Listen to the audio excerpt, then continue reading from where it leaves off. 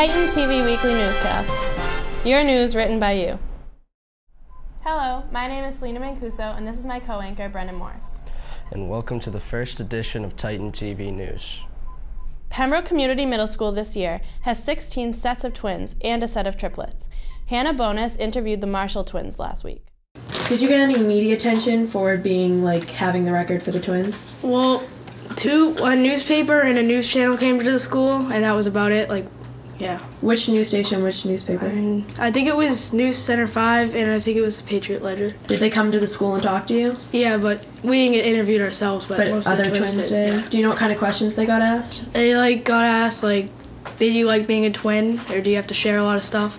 Did Good Morning America come to the school? No, they said they were thinking about coming, but they never came. Oh, okay. Do you know if they're going to come at all? No. All right, so how do you feel about the extra attention you're getting for being part of the record? I don't really mind it, but if we had to, travel a lot and, miss a bunch of school, it would be kind of annoying. Oh, yeah. When the news stations came, did you get out of class to talk to them? Yeah, we got out of, one period. Everyone's name be in the Guinness Book of World Records? We're not sure, but probably not. Yeah. Has, the attention worn down at all, or are you still getting just as much attention as when it started? No, we haven't got a lot of attention. Oh, did you realize that there were so many twins in your grade before the attention? I knew that we had a lot, but I didn't know that we had tied the record. Yeah, how many different schools is the record tied with? I don't know, there's a couple, maybe 2 or 3. Yeah. PCMS is one set of twins away from breaking into the Guinness Book of World Records. The Blacklight Dance is now going to be held on March 15th at 7 p.m. after being rescheduled due to the storm. A question people are asking is, will attendance be affected by the date change? I'm not going to the Blacklight Dance because I'm a senior and I have better things to do than go to a dance with all freshmen. No, I'm not going because last year was awful and everyone says it's going to be awful, nobody's going to go, and it's expensive, it's $10. I don't have that kind of money, I'm not a rich man.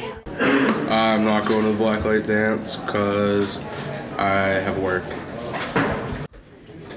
No, because of black light, and Isaiah's gonna be there, and if it's black light, then black man, black light, you can't see him.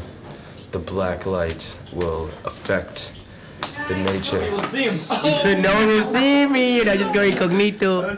I'm not going to the Blacklight Dance because it's basically just a lot of teenagers rubbing against each other for no apparent reason, listening to very loud music which is damaging towards your ears. I'm not going because it wasn't fun last year. No. Because my girlfriend won't let me. I am going to the Blacklight Dance because I'm trying to help out the junior and senior classes and they needed more chaperones. I also thoroughly enjoy the Blacklight Dance because I get to tell kids that they can't have their glow sticks, and they also decorate their outfits, which is very exciting for them, and they like to show them off. And I think it'll be a good time. So we've got a great DJ. They'll get all those tunes playing, and it'll be wonderful. Juniors are hoping for a good turnout to raise money for their class. Pembroke High School's Thespian Society put a lot of preparation into their production of The Sound of Music to be performed in early February. 2 shows were canceled due to Snowstorm Nemo. Senior Colleen Burns took the stage as a lead in The Sound of Music. Colleen Burns, and I'm a senior, and I played Liesel, who is the eldest daughter in The Sound of Music. I thought the show went fantastic. Unfortunately, we only got to do 2 shows instead of 3, but the cast became such a close family, and we got to know each other really well and worked really well together, and it made for a really great show. I was at my aunt's house, and we were without power, and we're all huddled around the kitchen counter, and all of a sudden I got a text from our director, and she just said, the shows are canceled, and it was just instant tears. It was so upsetting, but then we found out that we got to do another show, and that was really relieving, and we were really excited about that, so we were lucky. Knowing that this was a layoffs musical made me give it my all, so it was really upsetting and sad, but I got a really great role that I wanted to be, and I was able to give my all to that role, and I feel like a lot of the seniors felt that way, and it was really fortunate that most of the seniors got the role they wanted and could work towards making it the best production that they could make it. After multiple reschedulings, the cast and crew put their final show on Wednesday, February 13th. Dangerous intersections all over Pembroke, but which one is the most dangerous? According to recent rankings, the intersection of Washington and Scousett Street is the worst, responsible for 40 accidents between 2007 and 2010. Ken Moore, owner of Circle Furniture, which is at the intersection, blames the driveway to the new plaza. Town officials are working to improve the intersection by making it easier to enter and exit. Thanks, Brendan. Now for community notes. Senior Nicole Rice is the first student to represent PHS at the State Poetry Out Loud semifinals. She was one of the 71 people to advance out of the 20,000 students from Massachusetts who participated. Congratulations. Attention seniors, yearbook needs photos. Please give all photos to Miss Hickey ASAP. Congratulations to Brad Wong and wrestling coach Dave Vining for being Boston Globe's Division III Wrestler and Coach of the Year. Congrats also to Colin Claflin for finishing 4th at New England's. The Titans Booster Club is presenting A Taste of Pembroke, Sunday, March 24th from 12 to 3 p.m. Tickets are $5 before the event and $10 at the door. And now, sports with Brendan. Now that the spring season is coming near, it's time to reflect on the success of our winter teams. The wrestling team did big things in the tournament. Seniors Colin Claflin, Ryan Chapman, Brad Wong, and Kevin Bean all won the Division III state championship, and Wong represented Pembroke the best way possible by winning the all-state championship. Wrestling wasn't the only team that met with a lot of success, though. The boys' indoor track team continued to show they were a force to be reckoned with by clinching the Patriot League title again.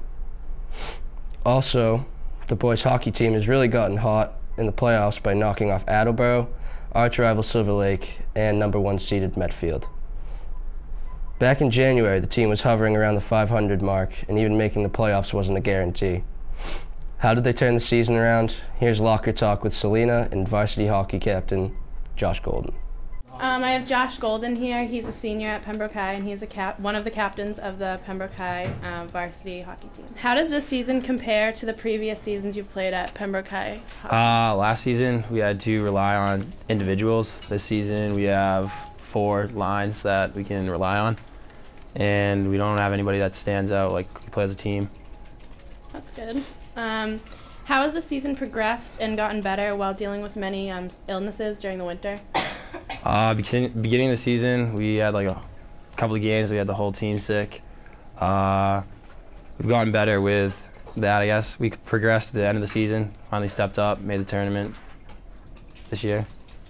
How do you think you and the other captains have done, like motivating your team and getting their confidence levels up?